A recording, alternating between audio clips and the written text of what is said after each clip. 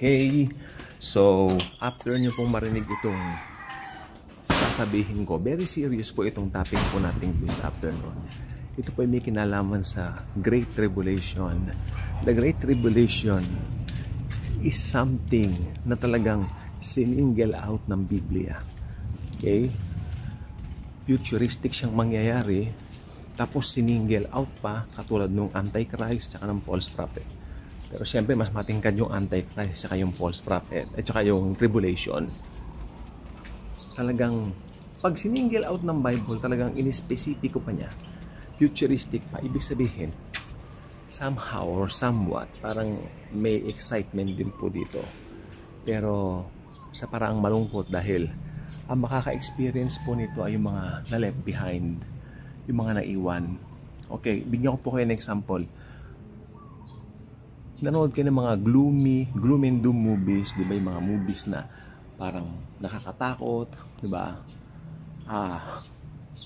Parang ganun po. Higit pa po doon.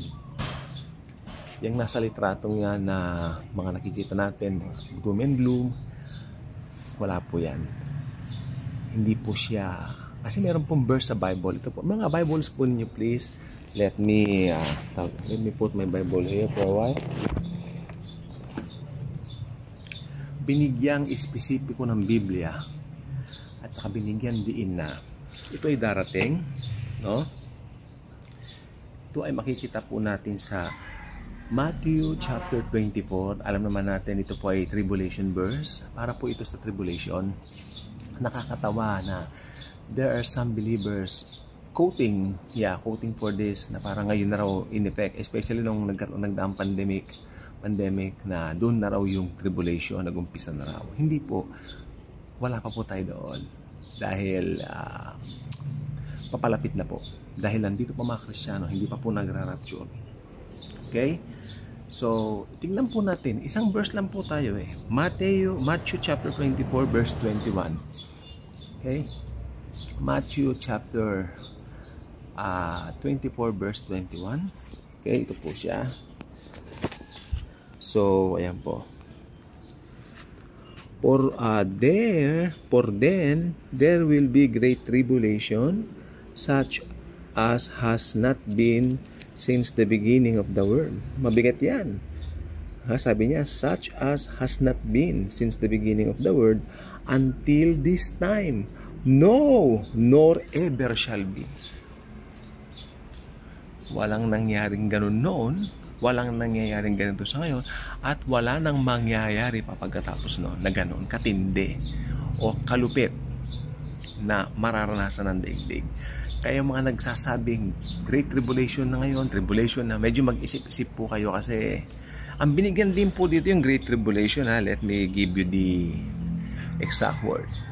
Tribulation means kinalilito ito ng ilan basta yung buong 7 years na yan po yung 70 yung kabuuan ng tinatawag na tribulation. Pero yung kasing last 3.5 years binanggit na ayon sa mga scholars, ito na yung Great Tribulation na binabanggit ni Jesus. Dahil sobrang pasakit at pahirap ang mararanasan ng buong mundo during that time. Okay? Ito po, mabigat po siya. Sabi niya rito.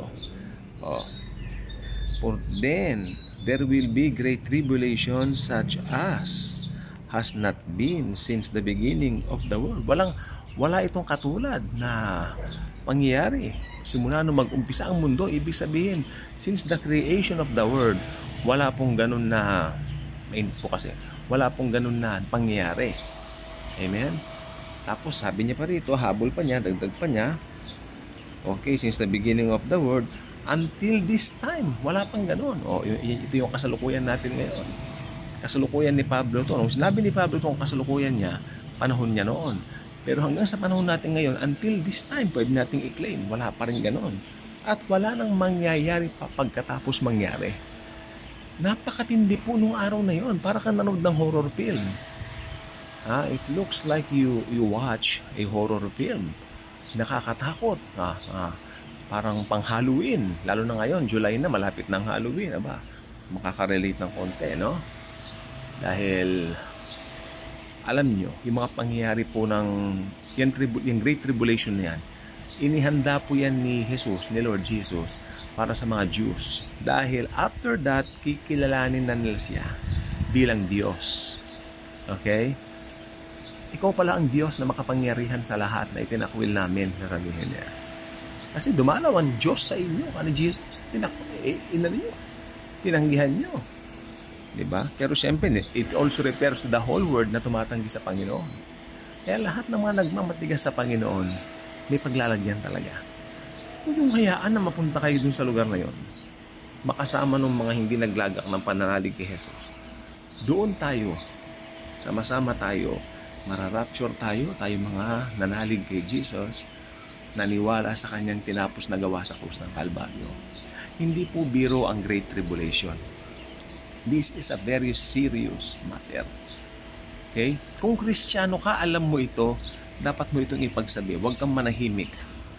Much to my surprise, nakasumbong po siya acidic ko ngayon. Yes, grabe. Mahapdi po siyan ko, pero tulita. Pero kailangan nyo malaman to. So, much to my surprise, there are some churches hindi nangangaral ng eschatology. They don't even dare na sabihin ang end times. Why? For them, sabi nila, matatakot daw yung mga makikinig. Nakakatakot bang salita ni Jesus?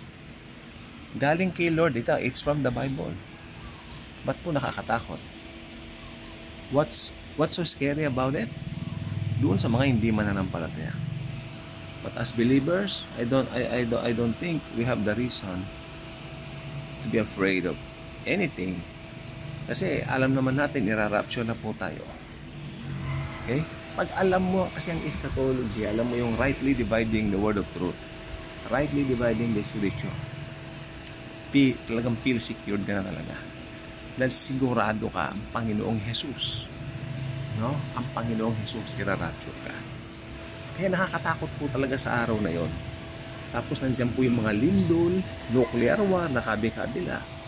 Mangyayari po yan, totoo po yun. Okay? Dahil ang katotohanan po ng Great Tribulation ay nakatakda na po. Ayan Mateo 24:21. Alam niyo, pag binabasa niyo itong, dati po nung hindi pa ako malalim sa grace kami, binabasa ko to, kala ko nung panahon natin. Pero not until na pag-aralan natin, siyempre, nabuksan din po tayo. Merong rightly dividing the word of truth. Alam natin kung yung konteksto kasi ng Bible, alam natin dapat sino bang kausap, kanino ba isinulat. Napakahalaga po nun. While dito po sa New Testament, ito po kasi, actually yung sinasabi ni Jesus ng mga nandito sa Matthew 24, under the New Covenant po siya under pa rin po siya ng Old Covenant nung nandito siya sa lupa Kasi the New Covenant started when He shouted, "It is finished" sa cross. Noon namatay po siya. Noon lang po. Amen? Kaya pag sinabi mong kaharian ng Kingdom of God, yan, pag pinipreach yung Kingdom of God, talagang pinatutungkulan niya mga Hudyo. Amen? So tayo mga hintil, meron pong nireveal sa atin na very special. Ito po yung rapture of the church. Anytime, papunta na po yan. No? Papaitaas na po tayo, papailan lang na tayo, you will meet Jesus for the very first time. So napakaganda po, no? Blessed hope. Ay yung blessed assurance. Ano yung blessed assurance? Anong kaibahan ng blessed hope sa blessed assurance? Yung blessed assurance, talagang assurance mo na save ka na. Save tayo because sa ginawa ni Jesus sa cross. Ngayon, ito naman, blessed hope. Ito yung rapture. This is the day of the rapture. We will meet Jesus for the first time. Diyan sa kalangitan. Nakasuspend siya. Okay? Sapagkat tatapak pa lang ang paa ng Panginoon dito for the second time sa kanyang second coming, diyan sa Bundok Olibo, Mount of Olives. Okay? So itandaan niyo po yan. Kaya ang Great Tribulation po, hindi po yan biro.